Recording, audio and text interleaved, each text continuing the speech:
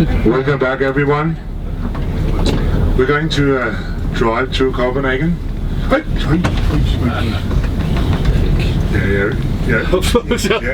Jeg ved ikke skal, men man gør det jo. You see all the parking situation here, it's a mess. But imagine when there are 7 ships in. Only 3 today. And if we have 7 ships in, there is a maximum of 12,900 tourists coming in. And 35 in each bus. You can imagine how many buses are on the street when all these cruise ships are in. We should have passed the worst situation with regard to traffic.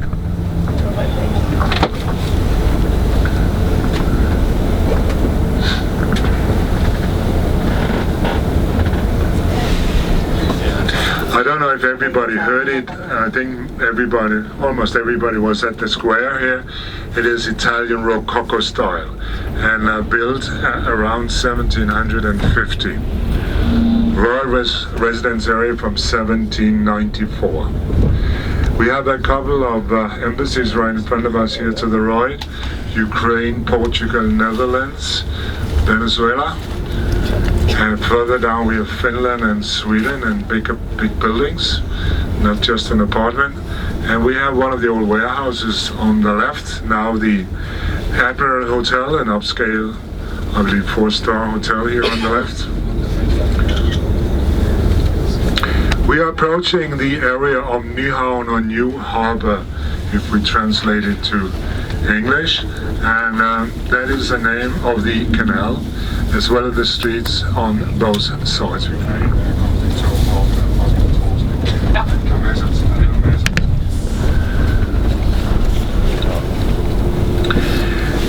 Nyhavn was a very rough area till about 40 years ago, with sailors' bars, rough life, red light activity. But in a matter of just a few years, 1 or 2 years, it transformed itself to what it is today. You should especially look to the right, just when we pass the traffic light, because down on this side of the canal, we have a row of upscale restaurants, former just bars.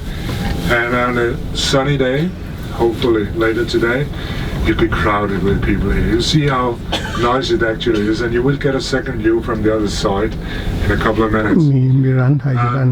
The houses, they are all built back in the latter part of the 1600s, and they're very colorful. We avoided the 3 big fires we had in Copenhagen. We avoided them in Nyhavn here. So we have the original housing. On the other side, house number 3, the red one, that's where Hans Christian Andersen, our fairy tale author, he lived when his first fairy tales were published. And the next one, number 4, covered in plastic, he had his address there when he died. He didn't die in the house, but he had his address there. Nice houses, huh? Yes, different color. Yeah. It's like in Alaska, when we went to Alaska.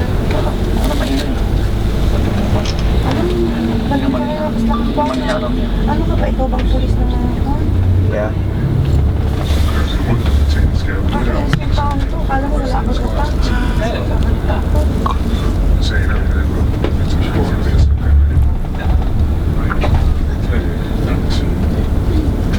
It is in fact the Copenhagen Castle in front of us. We will come there later.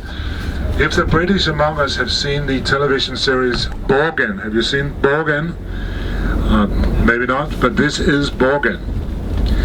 I have many British visitors who have seen Borgen. They ask, where is it really? It is the building in front of us, where we will come later. The square is building just on the left-hand side. After the traffic light, that's our central bank of Denmark. You would think that they print our banknotes there, but they don't do that anymore. It's outsourced to Finland. Danish banknotes are printed in Finland. They have more trees there? They have more trees, sir. Yeah, you're right. But there isn't much paper in the new bills. It's with many safety features. Right. But you're right. Their economy is actually based on trees and Nokia. Nokia. Yeah. Exactly. And soon we'll have the larger commercial banks on the left-hand side. And we're approaching King's New Square, which is usually a park, but they're building now a new metro station. That's why it's fenced in. There will be 18 new metro stations year 2019. Here on the left we do have a Magasin, the largest department store. They have a few branches in Denmark. The building, ironically enough,